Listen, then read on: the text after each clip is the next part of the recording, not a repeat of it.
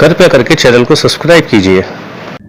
कुछ नाम, कुछ यादें और कुछ प्रतीक जब अचानक सामने आते हैं तो बीते हुए वक्त की परतें खुद ब खुद खुलने लगती हैं। जैसे आज ईशान नाम ने मिस्टर स्टार्क की आत्मा तक को झकझोर दिया हो। अन्वी के मुंह से ईशान का नाम सुनकर मिस्टर स्टार्क के पूरे शरीर में एक बिजली सी कांद जाती है और उसके हाथ में पकड़ी हुई छड़ी उसके हाथ से नीचे गिर जाती है। अन्वी और मीना यह सब देख रही थी। तभी अन्वी ने मिस्टर स्टार्क से पूछा, क्या हुआ सर आपको? क्या आप मेरे डैड को जानते हैं? तभी मिस्टर स्टार्क ने इमोशनल होते हुए अन्वी से कहा, वो हमारे सीक्रेट ग्रुप का सबसे काबिल और सबसे ज्यादा पावरफुल मेंबर था और अगर आज वो जिंदा होता तो आज तुम्हें मेरे या मिस्टर राव के पास मदद के लिए कभी भी नहीं आना पड़ता।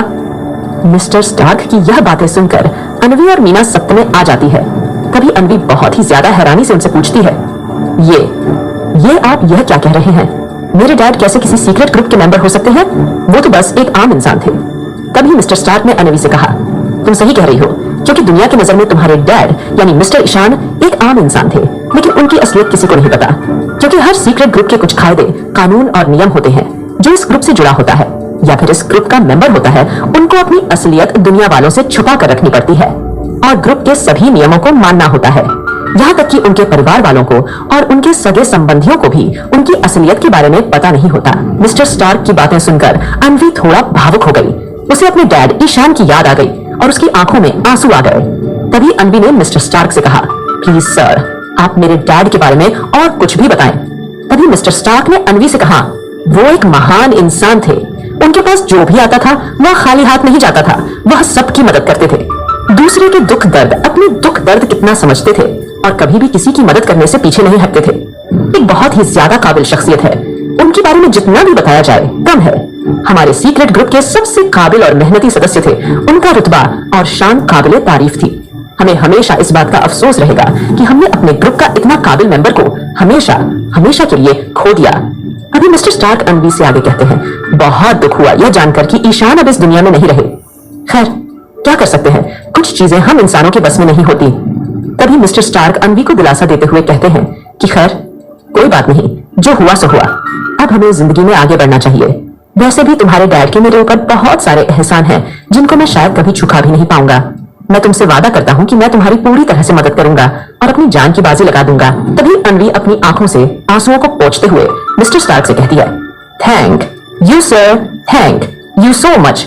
तो आपने मुझे मेरे डैड के बारे में इतना कुछ बताया।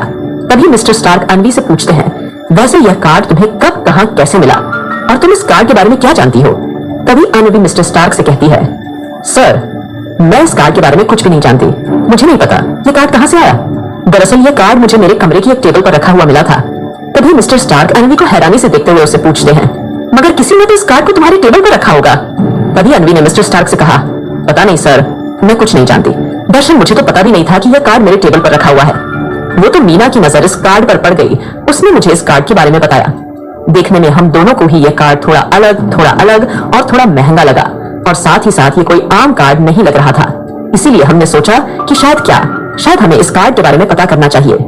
तभी मेरी फ्रेंड मीना को याद आया कि इसमें से बिल्कुल ऐसा ही कार्ड किसी और के पास यह देखा है और वह कार्ड मीना ने मिस्टर राव के पास देखा था। इसलिए हम मिस्टर राव के पास इस कार्ड के बारे में जानने के लिए आए थे। तभी मिस्टर स्टार्क अन्वी से कहते हैं, खैर इस बारे में हम बाद में बात करेंगे, फिलहाल मैं तुम्हें कार्ड के बारे में बताता हूँ। तभी मिस्टर स्टार्क अन्वी और मीना को उस बात के बारे में बताते हैं। वो उन दोनों से कहते हैं, तुम दोनों ने बिल्कुल सही सोचा था। यह कार्ड कोई मामूली कार्ड नहीं है, बल्कि यह हमारे एक सीक्रेट ग्रुप जिसका नाम है द मूनलाइट, उसकी मेंबरशिप का कार्ड है और यह कार्ड इस ग्रुप से जुड़े हुए उनके मेंबरों के पास ही होता है। और यह कार्ड दिखने में काफी महंगे होते हैं क्योंकि उनको कुछ अलग तरीके से डिजाइन किया जाता है और इस तरह से बनाया जाता है कि कोई भी आम इंसान इनका इस्तेमाल नहीं कर सकता। और तुम्हें ही है जानकार और भी ज्यादा हैरानी होगी कि इस कार्ड में कुछ छोटी मोटी जादुई ताकतें भी हैं जिन्हें तुम मैजिकल पावर से कह सकती हो। इन मैजिकल पावर की मदद से हम लोगों की रोजमर्रा के काम में मदद कर सकते हैं और यह हमारे सीक्रेट ग्रुप का एंट्री बैज है। इसी को दिखाकर हमारे सीक्रेट ग्रुप में ग्रुप के मेंबर को एंट्री या अंदर आने की परमिशन दी जाती है।